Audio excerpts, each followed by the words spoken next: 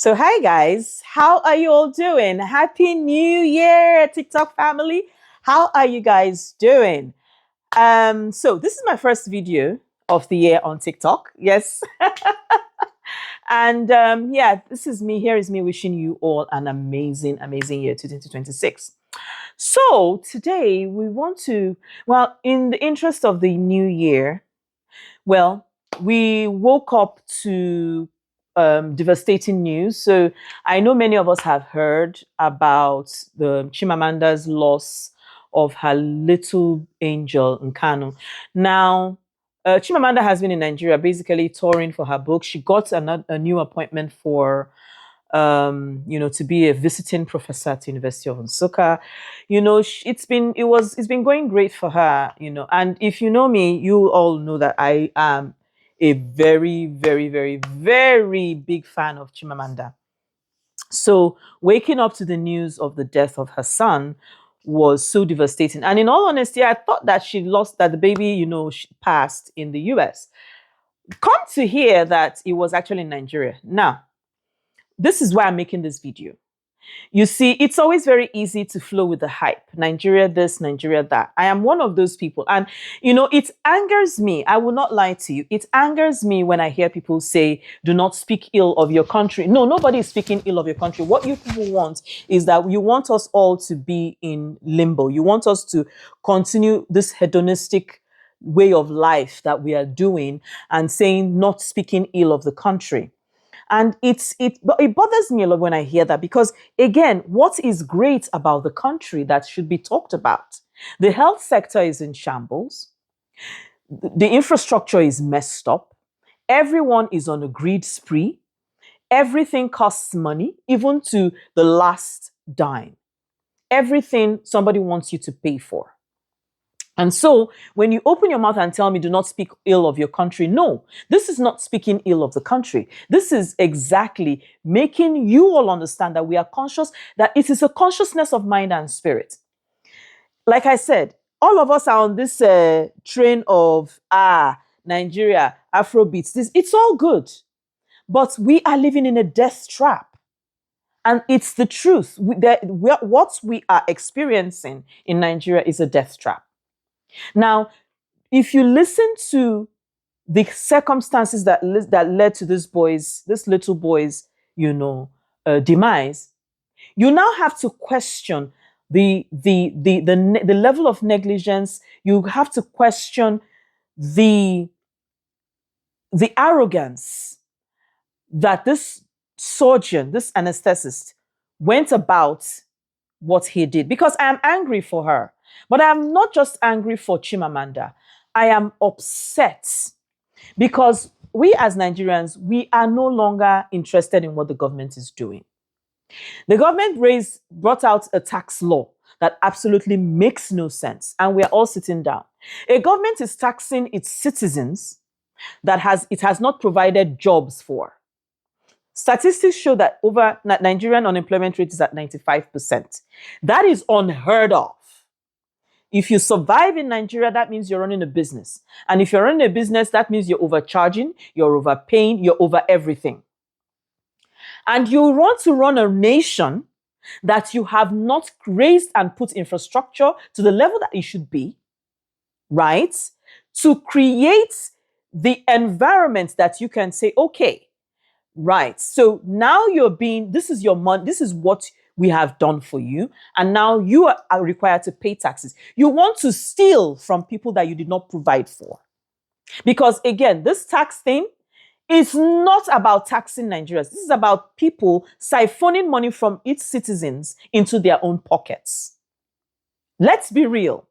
You cannot be collecting taxes and there are no hospitals. You cannot be collecting taxes and there are no roads. You cannot be collecting taxes and there are no infrastructure. You need to be, because again, Anthony Joshua is another person. You need to be in Nigeria to see how people drive.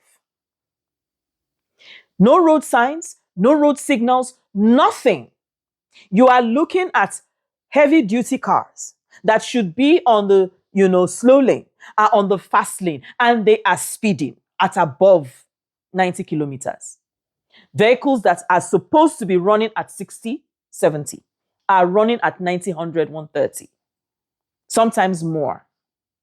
We can say a lot of things, but you see, I keep on saying, I said, if you live abroad and you go to Nigeria and join in the mess because you feel like, because again, that's what it is. You are so removed from the reality because, you live abroad, you created a life for yourself. And so you are enjoying that by pretending that all these things that are around you don't exist, but they do. Go on the streets and see people begging. Go to people don't, everybody has become a criminal.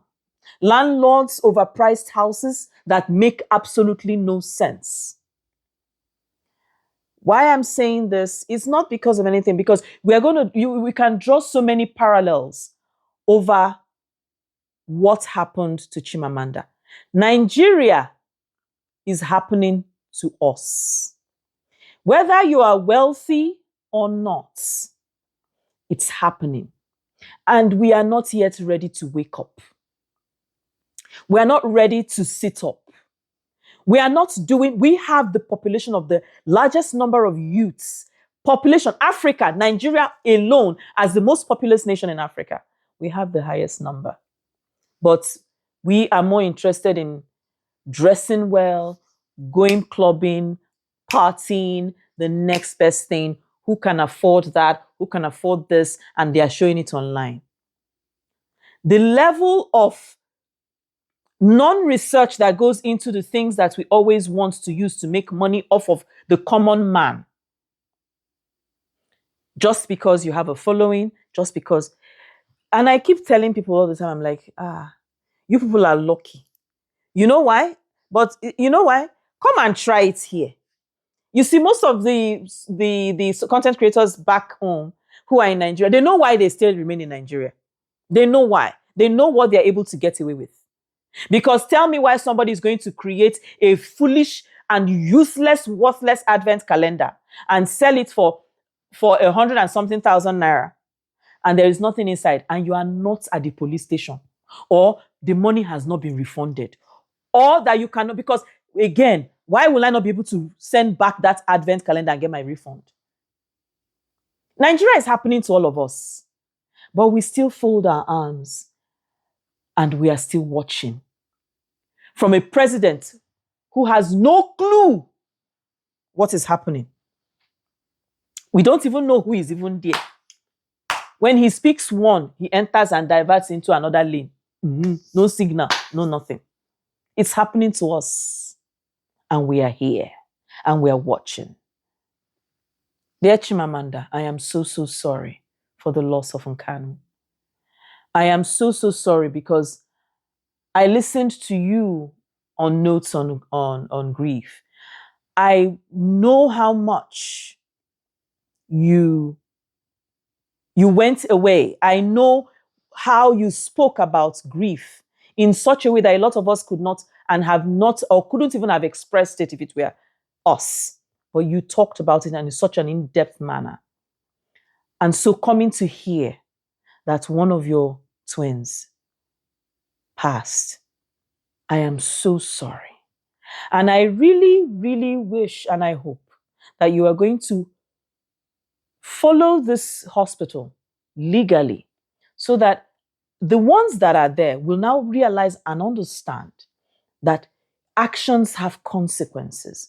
I know it will not bring Nkanu back, but something must teach us a lesson. Because I actually have a story about a Nigerian hospital that happened to my own in Nigeria. Do well to follow this account. Leave your comments in the comment section. And I'll see you guys in the next video. Bye.